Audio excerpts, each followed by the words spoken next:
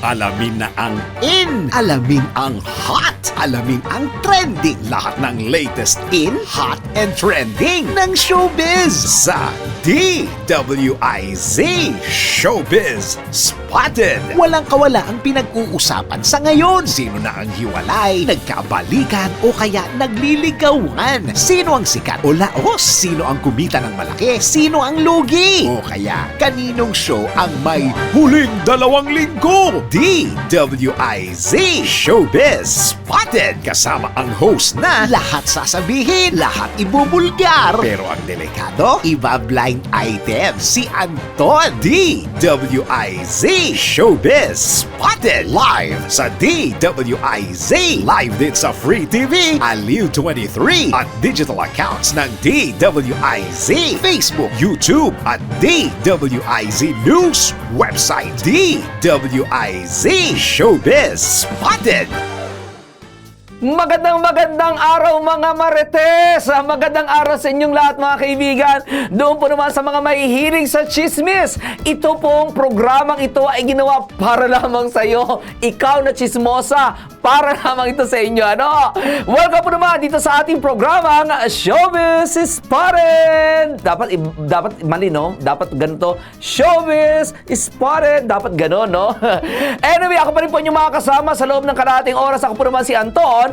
At matitinding mga balitang showbiz po naman ang ibibigay ko sa inyo ngayong araw na ito ng linggo. Ano? Ngayong araw mga kaibigan, atin po naman babalitaktakin ang mga malaking mga balitang showbiz na nangyari sa buong isang linggo. Ano? Sa nakaraang isang linggo ng mga malalaking balitang showbiz, ngayon po natin sila hihimay-himayin. Ayan, okay? At syempre, ito po naman ay ginawa natin para po naman sa ating mga kaibigan Marites na hindi nakapanood at hindi nakapakinig ng ating mga balita nitong nakaraang linggo mula October 30 hanggang noong Friday ng November 3. Ayan, nako, kumusta inyong mga bakasyon? I'm sure na ang iba ay pabalik na ng Manila, no? Medyo ang NLEX ngayon at saka yung SLEX ngayon ay medyo bumper to bumper na ang mga sasakyan dahil mga nagsisibalikan na sa Maynila kapag kalinggo ang ating mga kababayan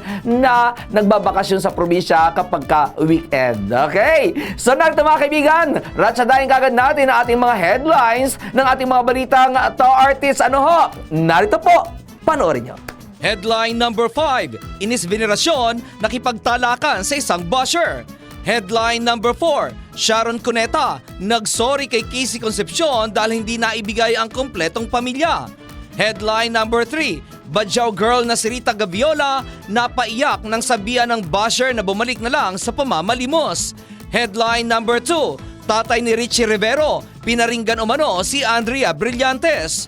Headline number 1, Yeng Constantino i-rewrite ang lyrics ng kanyang hit songs. Bawat sinasabi aabangan, bawat clue pakinggan. Intriga to the max with Anton sa DWIZ Showbiz Spotted. Iyan po naman ang ating mga headlines sa ating mga balitang top artists. Ang lalaki ng ating mga balita ngayon mga kaibigan, ano? Mga kamarites. Kaya dyan lamang kayo dahil mamaya hihimayin na po natin ang mga detalye po naman ng ating mga headlines sa ating mga balitang top artists na yan. Nako, doon sa mga gusto magpabati, ano? Dyan lamang kayo.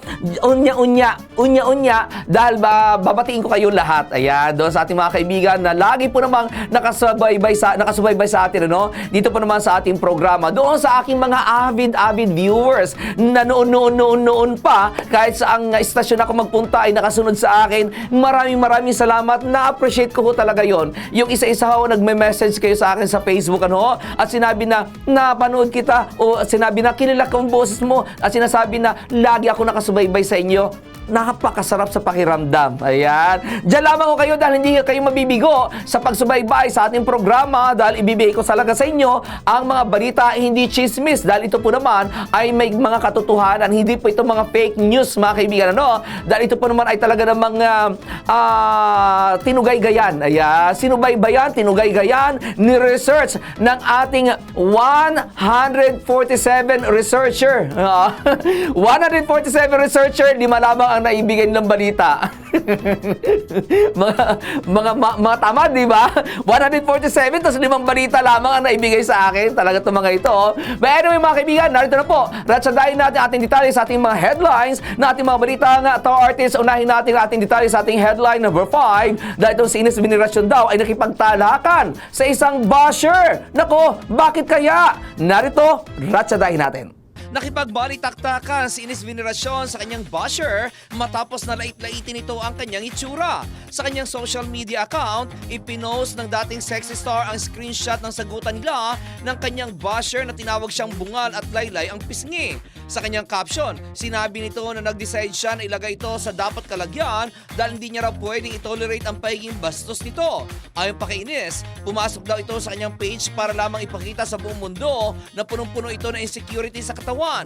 Hindi niya raw malaman kung bakit nakakakuha pa ito ng satisfaction na manghimasok sa buhay ng ibang tao. Sabay tanong nito kung bisyo na ba nito ang ginagawa o wala lamang itong magawa sa buhay. Nagbigay din ng isang quote sa Ines na sana umano ay maintindihan ito ng buong puso para makapanalamin din ito. Nakalagay sa nasabing quote ang mga katagang, "Towers are measured by their shadows just like great people by their detractors." Tinakot pa raw siya nito, nakakasuhan siya ng libel, samantalang ito naman ang pumasok sa kanyang page para lang lait-laitin siya. Iyan po naman mga kaibigan ating po detalye sa ating headline number 5. Aba ay kahit naman siguro sino, no? Talagang makikipagtalakan ka talaga. Ang mga basher ngayon mga kaibigan, ano? Para silang, ang tawag doon, para silang, para silang cancer, ayan. Parang cancer sa buhay ng tao, no? Na kapag pinatulan mo, ay nako, ay mas lalo ka lamang, mas lalo lamang lalala, di ba? Mas lalo lamang lalala. Pero may mga basher din naman, mga kaibigan, na kapag pinagsabihan mo o kaya personal mo silang chinat, ay medyo nagiging follower mo sila. Ako naniniwala kasi ako na ang mga basher, mga follower talaga yan, no? Naniniwala ako doon, mga fans mo yan na gusto lamang magpapansin kasi hindi mo sila napapansin. Kaya gusto nila magpapansin at para mapansin mo sila na nagiging very, very effective ang kanilang ginagawa, no? Ang kanilang style ay to bash you. Kapag medyo tinamaan ka ng pababas nila, ay talaga namang papansinin mo talaga sila. Pagdating sa dulo, magiging maayos ang inyong samahan. Dahil magsasorry ang mga yan, kapag kachilat mo yan, ipaliwanag mo sa kanila in a very mild tone. Ayan, in a very nice manner. Na pagpapaliwanag para naman malaman nila kung ano ang iyong mga nasasaloob, ano ang iyong nararamdaman kapag ikaw ay binash. Katulad nitong si Ines Veneracion, sabihin ka ba naman mukhang bungal? Di ba naman? Sino ba matutuwa nung ba't sasabihin ka mukhang bungal? Di ba? Ay, si Ines Veneracion, alam mo mga kaibigan, nakasama ko to si Ines Veneracion nung silang dalawa pa magjowa pa silang dalawa ni Mon Confiado, no? At itong babaeng ito, napaka-professional nito pagdating sa pagtatrabaho. Napakabait. Panay nakangiti, panay nakikipagkwentuhan sa mga production staff, nakikipagharutan. Iyan ang Ines Veneracion, napakabait. Ayan. But anyway, sana maging maayos ang relasyon nitong si Ines Veneracion dito sa kanyang tinatalakaan na kanyang basher. At yan po naman mga kaibigan, ating po naman detalye sa ating headline number 5. Punta na natin ating detalye sa ating headline number 4. Dahil itong si Sharon Cuneta nga ay nagsorry kay Casey Concepcion dahil hindi naibigay nito ang kumpletong pamilya. Nakakalungkot ang ganitong balita, no? But anyway, ang detalye sa ating headline na yan, narito, panoorin po natin. Pinagbigyan ni Sharon Cuneta ang wish ng kanilang kaisa-isang anak ni Gabby Concepcion na si Casey Concepcion ang magkasama-sama sila kahit sa iisang stage lamang. Ito ang naganap sa katatapos lamang na Dear Heart concert ng dating mag-asawa kung saan special guest nila ang kanilang anak. Sa nasabing concert, tinawag ni Sharon on stage si Casey at sinabi nito na may isang kanta siya para lamang sa dalaga. Ayon kay Sharon, ang nasabing kanta umano ay kinakanta sa tuwing may kasal at para sa taong mahal na mahal mo, sabay sabi nito ng, "Tonight, I will sing it for my eldest daughter." Sinabi pa ni Sharon na meron siyang 4 na anak at muli ay nilinaw nito na hindi 3 lamang kundi 4. Ang unang anak umano na nagparamdam sa kanya ng feeling ng isang ina ay ang not so little girl sa kanyang tabi kung saan kinumpleto umano nito ang kanyang buhay. Nang sabihin nito na kung may isang bagay man siyang pinagsisihan at bigla itong napahinto sa kanyang sasabihin sabay tingin kay Casey. Nang makita ni Casey na medyo emotional na ang kanyang ina, ay bigla itong nagsalita ng, "Tigilan nyo na yan." Ngunit nagpatuloy si Sharon sa pagsasalita at sa kanito sinabi na, "Sorry, we couldn't give you the complete family, but you have two families that love you." Sa huli ay kinanta ni Sharon ang kanyang awiting may pamagat na Ikaw. Alright mga kaibigan, yan po naman ating detalye sa ating headline number 4. Nakakalungkot na balita, no? Nakakalungkot talaga, lalo na kapag, alam mo sa pamilya mga kaibigan, ano? Kapag hindi naging successful ang samahan ng mag-asawa o na magkarelasyon, tapos nagkaroon sila ng isang love child, ano? Masasabi nating love child kasi sa una, ang pagsasama sa una mga kaibigan, puro love talaga yan eh. Mahal ninyo ang isa't isa, and then eventually, kapag tumagal na, ay doon nyo malalaman na, hindi pala kayo compatible sa isa't isa, meron pala kayong mga do's and don'ts na hindi na pag-uusapan na humahantong sa paghihiwalay. Ang kawawa talaga dyan, yung bata. Ang mapapagitna talaga yan, ang mapapagitna sa sitwasyon na yan at ang magiging kawawa, yung baby. Kaya hangga't maaari kapag hindi pa talaga kayo sa isa't isa, yung desidido sa isa't isa, wag muna kayong mag-anak kasi kawawa ang mga baby. Dahil ikaw si babae, magkakaroon ka ng bagong pamilya. Siyempre, ang priority mo, yung bagong pamilya mo. Si lalaki din naman, magkakaroon din naman siya ng bago niyang pamilya at ang priority niya talaga, ang kanyang bagong pamilya. So, itong anak ninyo, yung love child ninyo, ay napapariwara, napupunta sa kung saan-saan, napupunta sa maling barkada, nalilis ng landas, kung kaya't kawawa talaga. Ayan. Mabuti lamang kung meron silang mga tiyahin o may lola, may lolo, na maganda ang paggabay sa kanila, doon lamang sila magiging successful itong batang ito na naiwan. Kaya hanggat maaari, ay isipin nyo po muna kung kayo ay mag-aanak, lalo na doon sa mga kabataan ngayon, na grabe. At the age of 13 years old, buntis. Hindi natin sinisisi ang magulang, wala tayong sinisisi sa both parents, sa magkabilang pamilya kasi ayaw din nila mangyari ito, Kaya lamang kasi ang mga kabataan ngayon napakamapupusok. Lalo na sa mga sa mga squatters area, grabe ang mga kabataan ngayon. Matindi. Siguro mga 10% na lang ang virgin pagdating sa mga babae. At the age of 12 years old, may mga karanasan na. Grabe. Napakatindi. Kaya medyo ingat-ingatan po natin ang ating mga anak. Ingat-ingatan natin mga yan. Dahil ang social media, ibang ang dating ng social media sa ating mga chikiting, sa ating mga kabataan. Matindi. Grabe, mapupusok ang mga kabataan ngayon. Anyway, mga kaibigan, yun po naman ating detalye sa ating headline number 4. Punta na natin ating detalye sa ating headline number 3. Dahil itong si Badjao Girl, naalala niyo po ba siya? Siya yung sumikat mga kaibigan, nang makuha na ng picture na namamalimos, nakitang-kita talaga ang ganda. Itong si Badjao Girl na si Rita Gaviola, ang ilong, ang ganda, ang muka, ang ganda. Napaka-perfect ng kanyang muka, Pero ngayon, medyo pumuti na siya. Ayan, pumuti na siya at medyo na-enhance na talaga yung kanyang ganda. Nawala na yung innocent look niya. Ngayon ay ibang-iba ng Rita Gaviola ito. At tawag ito, may pamilya na rin ito. Meron ito isang anak at nakapangasawa ito na isang matinong lalaki naman. But anyway, dito sa ating balita, itong Badjao Girl nga raw na si Rita Gaviola ay napaiyak ng sabihan ng basher na bumalik na lang sa pamamalimos. Naku, grabe naman itong mga basher talaga. But anyway, ang buong detalye, narito po, panoorin natin. Hindi kinaya ni Rita Gaviola na mas kilala sa tawag na Badjao Girl ang pambaba sa kanya na mag-live selling siya sa kanyang TikTok account. Sa isang video na nai-record na isang netizen habang nagla-live selling si Rita, binira nito ang mga basher na nanlait sa kanya at sinabihan siya na bumalik na lamang sa panlilimos. Mangyak-ngyak na sinabi ni Rita na kahit bumalik siya sa panlilimos, proud siya sa kanyang sarili na nanggaling siya sa hirap at dumaan siya sa ganoong proseso. Umiiyak na sinabi rin ito ang mga katagang, sasabihin nyo sa akin na bumalik ako sa pamamalimos ko? Bakit? Alam nyo bang pinagdaanan ko?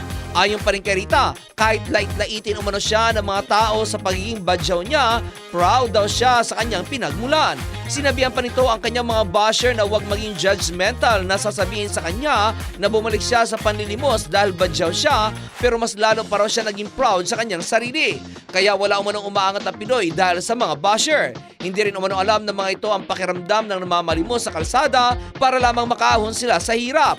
Hindi pa nakontento si Rita sa kanyang mga sinabi sa video video, kundi ipinost pa nito sa kanyang Facebook account ang kanyang hinaing sa kanyang mga basher. Ayon kay Rita, ayaw na raw sana niya magsalita pero below the belt na raw ang mga pinagsasabi laban sa kanya. Iyan po naman ating balita mga kaibigan, ating detalye sa ating headline number 3 at kawawa naman si Rita Gaviola, si Bajau Girl.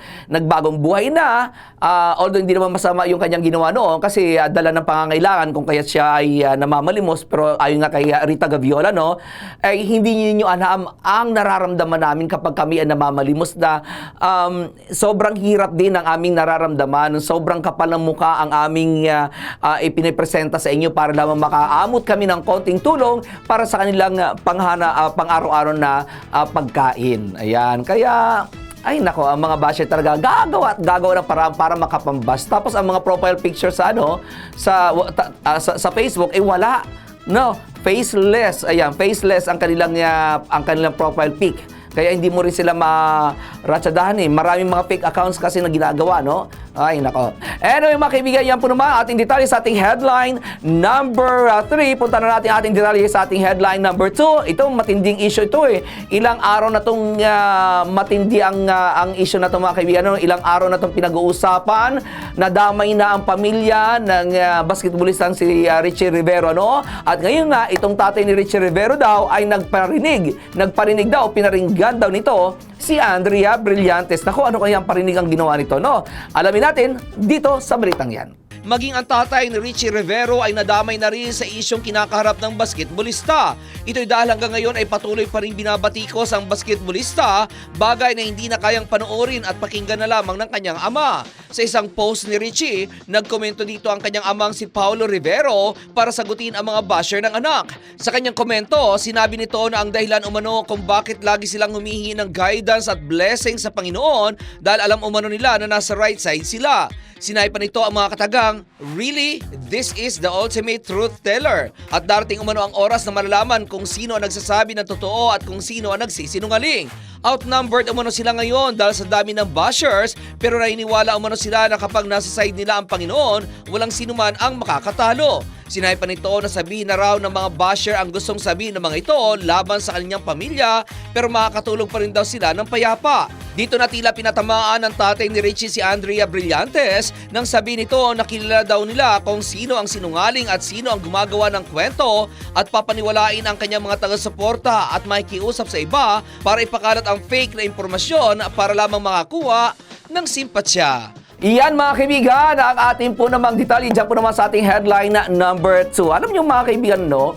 Ang masama lang kasi dito sa Pilipinas, lalo sa Pilipinas kapag ikaw ay pumatol sa babae, sasabihan ka nila bakla, no? Kapag ikaw ay lalaki, wala kang karapatang patulan ng isang babae kahit na yung babae na yan ay dakdak na ng dakdak, kahit ang babae niya ay sinisira na ang iyong buong pagkatao, ay kinakailangan sa iyo ay maging prim and proper pa rin at wala kang karapatang patulan sila. Pero ang mga kababaihan, ito lagi silang naghahanap ng pagkakapantay-pantay. Ayan, oo. Na wala raw dapat discrimination, kailangan pantay-pantay. Pero pagdating sa away ng babae at lalaki, kawawa ang lalaki lagi.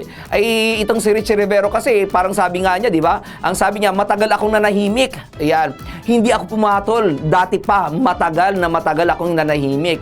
Pero this time, mag-move on na raw kasi nakahanap na siya ng bago. Hindi naman daw nag-overlap yung kanyang relasyon dito sa beauty queen na si Leren Mia Bautista na isang konsyal sa Los Baños sa Laguna. Hindi naman daw nag-overlap. Bakit isinasama? Bakit hindi nadamay nga naman daw itong beauty queen sa sama ng loob pa rin sa kanya nitong si Andrea Brillantes? Alam nyo, naniniwala ako sa isang relasyon Sa isang relasyon, kapag meron ka pa rin sama ng loob sa isang karelasyon mo na nakahiwalayan mo, ibig sabihin, hindi ka pa nakaka-move on. Oo. 100% yan. Kapag meron ka pang mga sinasabi against sa iyong dating karelasyon, sa iyong ex, hindi ka pa nakaka-move on. Believe me. Oh, believe me. Ay nako, been there than that Ay, naranasan din natin yan, syempre, no? Na ang hirap, kapag kasi naka-move on ka na, kapag katanggap mo na ang iyong sitwasyon na talagang wala nang dahilan, para magkabalikan kayong dalawa, magiging maluwag sa iyong dibdib ang pagtanggap. kapag ka tinanggap mo yung katotohanan na wala na kayo, mas maganda po yun. That's the very start ng iyong pag-move on. Ayan. Pero hanggat may sinasabi ka against po naman sa iyong karelasyon, hindi pa kayo nakaka-move on. Ayan. Katulad na naman itong dati nitong si Richie Rivero, syempre, pumiyok na rin siya. Dahil nga naman, katakot-takot ang pambibira ng ginagawa sa kanyang anak. Tatay nga naman siya. Ang tatay ay naandyan lagi, any parents, kahit na guardian lamang yan, mga kaibigan, to the rescue to the rescue pa rin talaga yan, talaga ididepensahan yan ang kanyang anak o ang kanyang alaga. Naturingan ka pang guardian, naturingan ka pang tatay o naturingan ka pang nanay kung hindi mo ididepensahan ang iyong tawag dito, anak. Dito sa pagkakataong ito, grabe ang mga basher ni Richie, punong-puno ng basher itong si Richie na to. Anyway, mga kaibigan, po naman ating detalye sa ating headline na number 2. Punta natin ating detalye sa ating headline number 1, dahil itong si Ian Constantino daw i-rewrite ang lyrics ng kanyang mga hit songs. Ano kaya ang mga song ito, at bakit kaya niya naisipan na i-rewrite ang lyrics ng kanyang mga awitin? Ang buong detalye, narito po, panoorin natin. Kinumpirma ni Yeng Constantino na nakatakda niyang i-rewrite ang ilan sa kanyang mga hit songs. Ayon kay Yeng, nagdesisyon siyang i-rewrite ang kanyang songs para makakunik umano sa young generation. Natutuwa nga raw siya sa kanyang fans dahil noong nalaman ng mga ito na hawak na niya ang catalog, ay may mga personal favorite ang mga ito at nire-request na gawan niya ng bagong version. Sinabi pa ng singer na yun umano ang maganda kapag pag-aari niya ang kanyang mga kanta dahil kaya niya itong baguhin anytime. May mga lyrics daw kasi siya na nagawa niya noon pang batang-bata pa siya at kapag napakinggan niya ay gustong-gusto niya talaga itong i-update dahil very childish pa ang point of view. Ang mga ito umano ang gustong-gusto niyang baguhin para maging appropriate naman sa kanyang edad kapag kinanta na niya. Yan po naman, mga kaibigan, ating pong detalye sa ating headline number 1. Kaya naman pala na may mga lyrics siya na medyo childish pa ang dating, kaya hindi na raw akma doon sa kanyang edad. Kaya ginawa niya, nire-write niya o nire-lyrics. Ayan, nire-lyrics. Ang hirap, Ang hirap banggitin. Nire-lyrics. Ayan, binago ang lyrics para lamang umangkop sa kanyang edad ngayon at sa mga bagong generation, sa new generation. Ayan. Si Ian Constantino, mga kaibigan, napakagaling itong singer-songwriter, Kaya I'm sure, di ba siya yung umano ng hawak kamay, di kita iiwan sa paglakbay. Yun yung kanyang kanta, Oo. Pero mga kaibigan, okay, so yan, mga kaibigan, ating po naman mga detalye sa ating mga headlines ng mga balitang artist po, malalaking mga balitang showbiz na nangyari nitong nakaraang buong linggo at ngayon ay nirinatsada pa rin natin. Para po naman doon, for the sake of those people na hindi nakapanood at hindi nakasubaybay sa atin, dito po namang sa nagdaang isang buong linggo. Anyway, bago tayo magtapos, bago tayo magpaalam, batiin ko lamang po, mga kaibigan, itong napakagawa. Sabihin ko raw, kasi binati ko sila nakaraan, pero gusto nila yung may word na pinakagwapo, pinaka-pogi. Ayan, okay. So ito po, ang ating mga avid viewers, mga kaibigan, yan po naman mga kasamahan o kaibigan natin dyan po naman sa Sunshineville, sa Barangay Cabuco, Teresa Martires City, Cavite. Sa mga taga Sunshineville, maraming salamat sa inyong panunood. At syempre, ang ating mga kaibigan dyan, ang mga pogi-pogi, ayan ang mga poging-pogi. Okay? Sino-sino ba yan? Siyempre, andyan si Brandolph. Ayan. Si Brandolph na napagaling mag-basketball. Next naman. Si Jeff na napagaling sa shooting. Oo. Si Raven na waterboy. Na bangko. Peace, Raven. Ayan, si Raven na bangko lagi. At saka, sino pa ba? Sino pa? Si Boy Boy. Ayan, si Boy Boy na napaka-pogi. At syempre, sino pa ba? Si RJ na mahilig sa mga single mom. Si Angit na mahilig pumunta sa Dasma, Cavite. Hindi ko alam kung anong ginagawa doon. At syempre, si Buboy. Ayan, si Buboy na talaga namang leader ng Itik Gang. Ayan. Si Buboy na lagi nating na pagkakatiwalaan, na pagkakatiwalaan pagkakakitaan natin at talaga namang pinaka-pogi sa lahat po naman aking mga nabanggit. Siyempre, dyan lamang po yan sa mga taga Sunshineville. At sa lahat po naman na hindi ko nabati sa susunod, babatiin ko ulit kayo. No? Anyway, maraming salamat sa inyong lahat, sa inyong pagsubaybay. Ako pa rin po inyong nakasama sa loob ng kalating oras. Ako pa rin po si Anton. At siyempre, ito pa rin po ang ating programang Showbiz Spotted. Bye! Alamin na ang in, alamin ang hot, alamin ang trending. Lahat ng latest in, hot, and trending ng showbiz sa DWIZ Showbiz Spotted. Walang kawala ang pinag-uusapan sa ngayon. Sino na ang hiwalay, nagkabalikan o kaya nagliligawan? Sino ang sikat o laos? Sino ang kumita ng malaki? Sino ang lugi? O kaya kaninong show ang may huling 2 linggo? DWIZ Showbiz Spotted. Kasama ang host na lahat sasabihin, lahat ibubulgar. Pero ang delikado, iba blind item si Anton. DWIZ Showbiz Spotted. Live sa DWIZ. Live din sa Free TV, Aliw 23 at digital accounts ng DWIZ, Facebook, YouTube at DWIZ News website. DWIZ Showbiz Spotted.